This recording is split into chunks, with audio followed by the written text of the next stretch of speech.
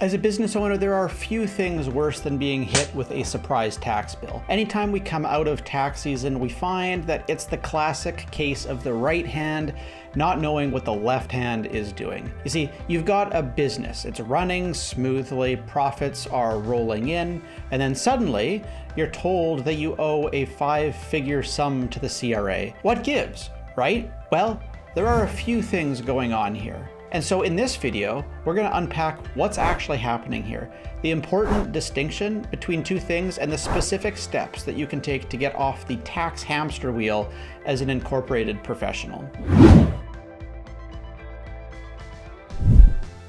But first, if we haven't met, my name's Steve Willems. I'm a wealth advisor with the Willems Wealth Planning Group out here in BC.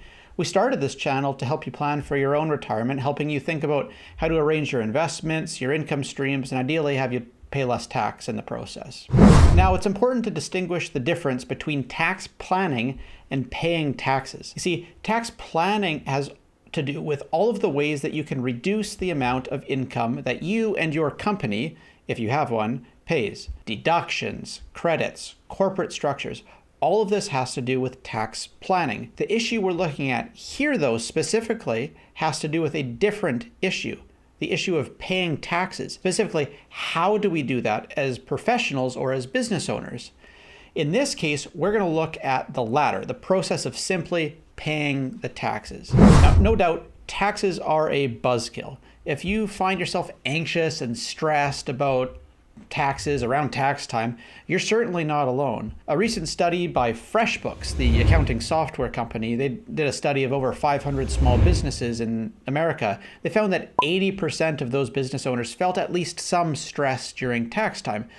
Interestingly, a further 1/3 in this study found that the everyday accounting tasks rate at or near the top of the list of things that they avoid doing at work, alongside cold calling, scolding an employee, or dealing with terrible customers. Interestingly, even more, 60% said that they'd prefer getting a mullet, getting a root canal, removing a nest of angry bees, or shockingly, licking a pole on the subway over the responsibility of doing their taxes. So if you have a general distaste over the tax process, you're in good company.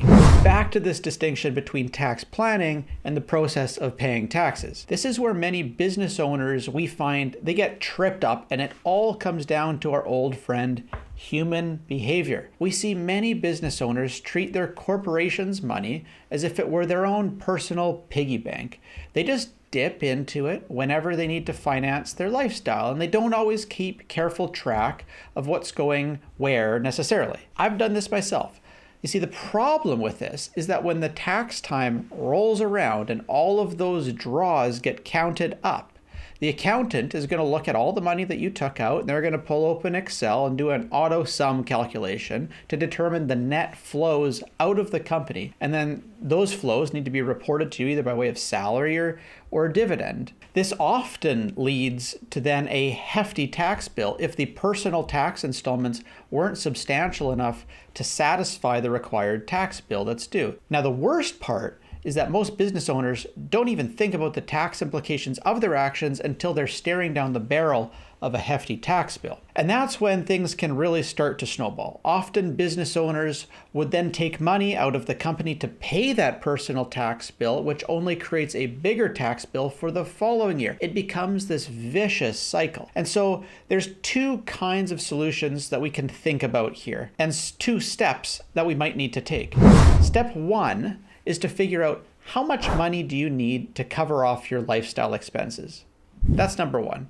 And then step two is to essentially put yourself on payroll at a level which will largely cover those expenses after taxes. This way, your taxes are essentially getting paid as you earn and draw the income. And there won't be any surprises come tax time when all of this gets added up. Now, of course, life is not always predictable. Sometimes you need to dip into the company's funds for personal reasons, and when that happens, there's a couple of options that we've found might work. Option one is you need to pay yourself a one-time bonus and your payroll system will do a calculation on how much tax should be collected on top of that bonus. And when it gets added up at tax time, it should generally get you pretty close to the amount that was required. Option 2, you'll talk to maybe a financial advisor or your accountant, and what you're going to do here is you're going to look at taking an extra dividend out of your company to meet your needs. And depending on your tax rate, what you're probably going to do is you're going to take out potentially double the amount of money that you actually need at that time. And you can set aside the second half so that you don't need to pay tax on the eventual tax bill that does come in some kind down the road. What we see a lot of is business owners that simply draw from their company funds and then they get annoyed when they get hit with this big tax bill come tax time. The reality is it doesn't need to be this way. And with a little bit of effort, a little bit of setup, a little bit of time, you can actually set up systems and processes to automate all of these things so that there's no tax surprises come the end of tax season. Thanks to simple and cost-effective payroll software, I personally use WagePoint. This service connects with QuickBooks Online, so your bookkeeper can keep it up to date with the transfers.